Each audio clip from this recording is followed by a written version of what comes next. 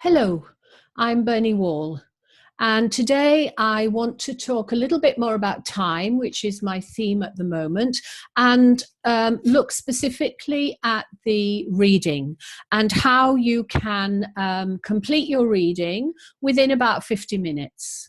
And it's really important to do that and to manage your time well, because otherwise, if you get to the end of your reading test and you haven't completed all the questions, then you cut down your possibility of scoring a high band. So I want to show you how you can make sure you answer all the questions and still have time to go back and check any that you were not absolutely certain of. So the first thing I want to say is that some students have some very bad strategies. For example, some students have a strategy where they believe they can complete the first passage and get 100%, and then possibly almost 100% in the second passage, and they will spend more time on those two passages, leaving the third one to pick up just a few extra marks. Now, if you're looking for a low band like 5, perhaps you might be able to use this strategy reasonably effectively. But if you're looking for a high band like 7 or above, then it's quite risky to follow a strategy like this. Because if you have a difficult passage in your first passage, then you may find that you spend too much time and you might cut down your total to something like 30, 35. And in that case, you cannot afford to miss any questions. And if you're doing general training, it makes it even more risky because you're probably looking at getting 100%. So it's very important to manage your time so that you can complete all the questions. The students that work with me on reading will quite typically get very high scores. So they'll get 7.5, 8, 8.5, and I've even had 3 students who got band 9 in the last couple of years. And they can generally finish the reading in 50 minutes. And then they have a few minutes to go back and check any questions that they were not quite sure about. So you can see that if you have effective strategies, then there is plenty of time to complete the reading. And if it were not possible to complete it in 60 minutes, then the IELTS exam writers would not expect you to do it. So it is definitely possible. So I want to look at 3 things that I have discovered are important for making sure that you do the reading not only quickly, but also accurately and get a high score like 7.58 or 8.5. The first thing is that whenever I meet students who are already good at reading, they tend to be readers. They tend to be people who enjoy reading, who read for a hobby, and they will read a lot in their own language as well as in English. So if you are someone who really likes reading and reads a lot, you probably won't have too many problems with the reading, or you maybe just need a little bit of practice to get up to the high scores.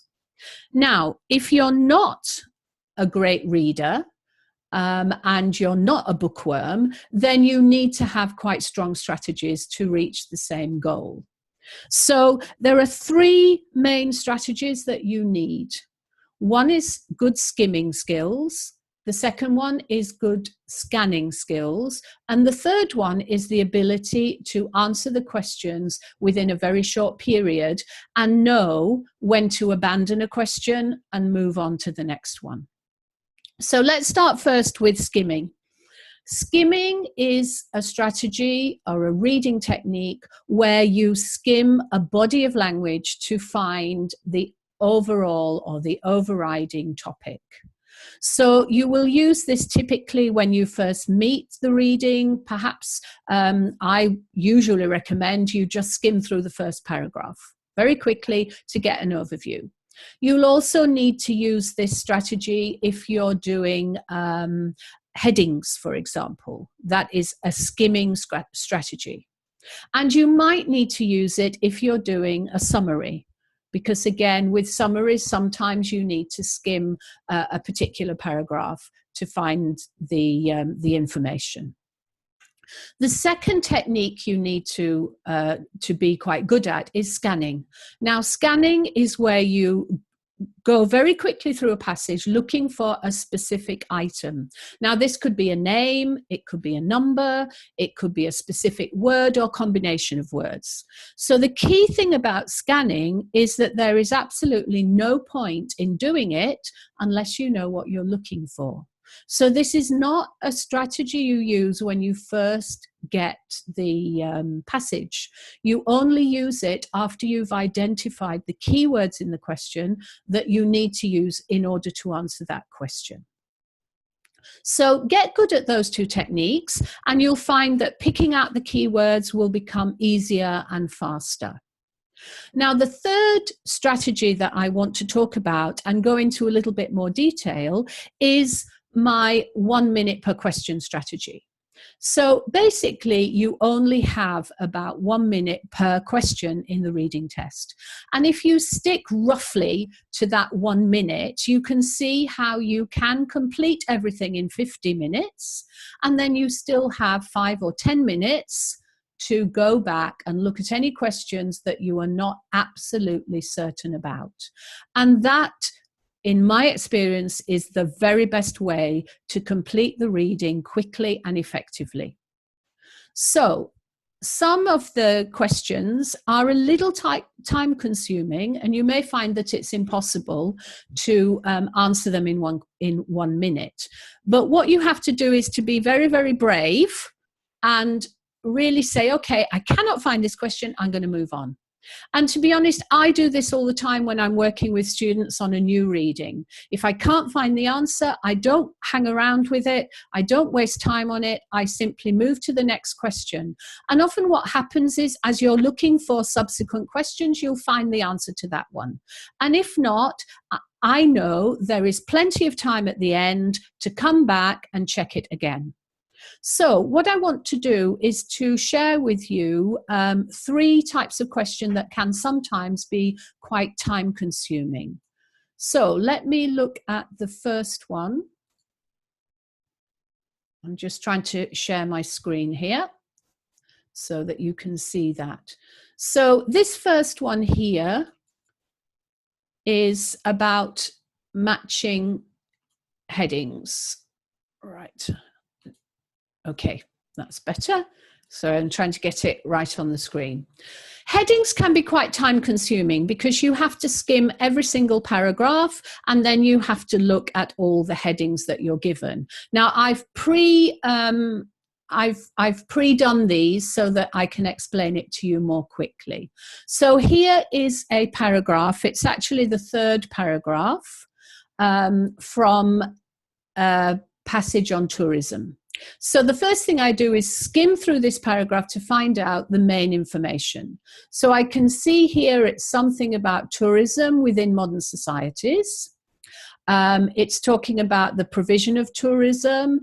It makes a contrast between tourism and travel here. It's talking about the places that are chosen and how we feel about going on holiday and being a tourist. So words like anticipation, daydreaming, fantasy jump out at me.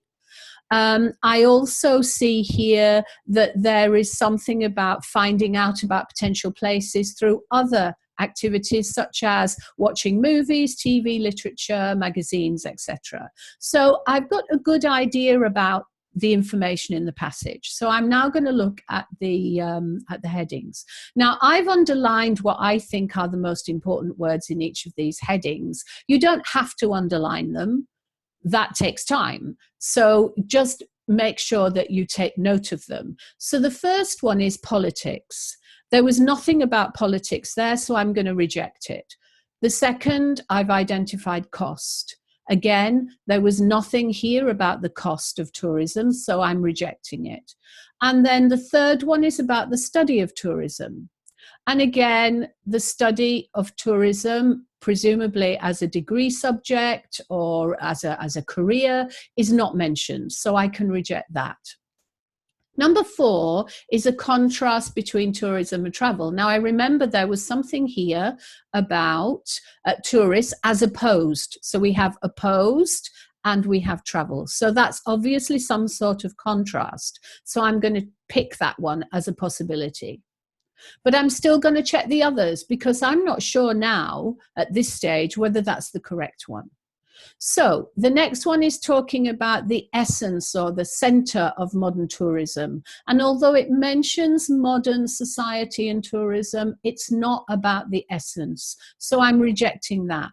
Tourism versus leisure, I don't see anything about leisure here. So I'm going to reject that one. And artificiality of modern tourism, I saw things like fantasy and daydreaming. Could that be something about artificiality? Perhaps. So I'm going to choose that as an option. The role of modern tour guides, there's nothing here about tour guides and the profession of a tour guide. So I'm rejecting that. And then finally, an alternative to everyday experience. And here I'm going back to the daydreaming, fantasy, etc., and thinking there's a possibility that that might be the right heading. So I've got three choices. I'm going to keep those three choices and move on to the next paragraph. Now, I know the next paragraph, because I've looked at this reading, picked up one of these three. So then that would give me two choices left for this paragraph. But I'm still not concerned. I'm just going to go through all of the paragraphs until I've got to the end of the headings. And if when I get to the end, there are still two choices for this paragraph, then I will come back and have another look. And there are three times you can come back. You can come back after the headings exercise. I can come back after that passage, say it's passage 2, and I can come back at the end of the test itself before I have to hand in my paper. So I feel, and I'm confident, that there will be plenty of time to check these later on. Okay, let's move on to another kind of exercise, which can also be quite time consuming. And I want you to show you how it's best to leave a question if you can't find it. Again, I underlined a few words that might be helpful. So these would be the keywords that I would look for in the passage. So it's a sentence completion. So the first thing is here, concept and arises. So it's something about where our idea of tourism comes from. And paraphrasing questions is always helpful because it can help you to find the answer more easily. The second one is about, well, let's go with the first one first. So arises from something. So I'm looking for a noun. Now, are there any I can reject here because they are not nouns? Okay. This is a plural noun. This is a noun with a article, same here. So it seems like all of these from a grammar point of view are possible. So that's not going to help me. Now, I have a look. I cannot find this information, but I'm not worried. I'm going to just leave it and go on to the next one. So here I've got media. Maybe that will be easy to find. So again, I need a noun. I know that these are all nouns, so the grammar here doesn't help me.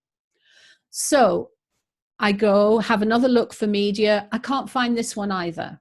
Now, ordinarily, I might be panicking at the moment, but I'm not because I know I've got plenty of time. So I'm going to leave both of these and go to number 40.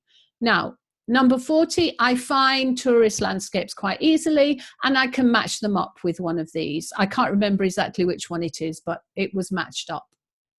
And then the same with number 41, group tours. I remember that was mass tours or mass tourism, something like that. And so I can find the answer quite easily. Now, I'll go back and have another look at these. But now, see what's happened. I've got two fewer of these matches to use. So now, instead of having 1, 2, 3, 4, 5, 6, 7, 8, I've only got 6. And if I can match up one of them, then I've only got 5 to choose from. So it makes it a lot easier. So I find this one, but I don't find that one.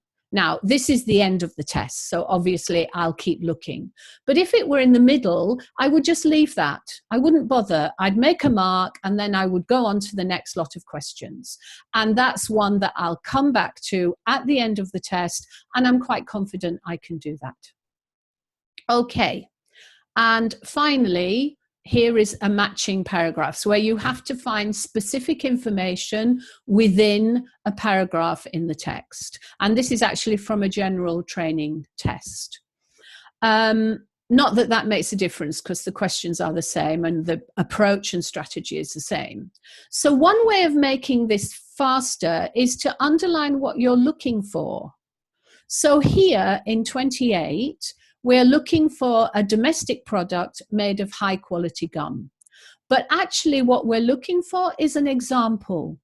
So when I find these words, I need to ask myself, is this an example? And if it is, then I know that this is the right paragraph. Here we're looking for gum quality. And when I find that keyword, are these factors? And if they are, then yes, I'm happy that's the right paragraph. If I find quality, but there's nothing about factors, then perhaps I'm in the wrong place. So I might leave that and go on to the next one. Now, 30 and 31 are both about a process or a method. So when I find this information about the gum formed or the gum gathered, I need to ask myself, is this a process or is this a method? And if it is, then I'm correct. And if it isn't, then I need to look somewhere else. So I may finish them all and then go back to that one. So this 1 minute per question is actually really, really vital. So you have to keep moving. And then when we get to the end, then I know that I'm going to have time to go back and check those questions that I have highlighted. If I haven't found the answers in the meantime, and often you do find the answers. Now, I know many of my students are very frightened of not finding an answer, but it is actually the fastest and best strategy for completing your IELTS reading in 50 to 55 minutes. Now, my final word is about practice. I'm telling you about these strategies. I've been a teacher of IELTS for over 20 years. I've also been an examiner. I know a lot about IELTS, and I know that this strategy works exceedingly well. And I can show you many, many students who've got 7.5, 8, 8.5 and 9 in their reading. So they do work, but they won't work just because I'm telling you about it. They will only work if you practice. So you have to practice and practice and practice. And I think if you're really strict with yourself about following them and you practice a lot, you will pretty soon find that they are working for you and your scores are not only increasing, but they are staying high. And that is the key. If they are high and they stay high, then you know you can do this in the exam. So try them and practice, practice, practice to make sure that you can improve your time. And thank you for listening to this video. I hope it's useful. If you want more videos like this, or you want more tips and advice on IELTS strategies for the whole test, then sign up to my website, IELTSlearningtips.com, or subscribe here to this video channel, and you'll be notified whenever I put a new video on. I'm staying with theme of time for the next video, and we're going to talk about writing and how to make sure that you have the right strategies for writing so that you can also do the writing easily within the 60 minutes. So thank you again. I hope this was useful, and I'll see you on the next video. Bye.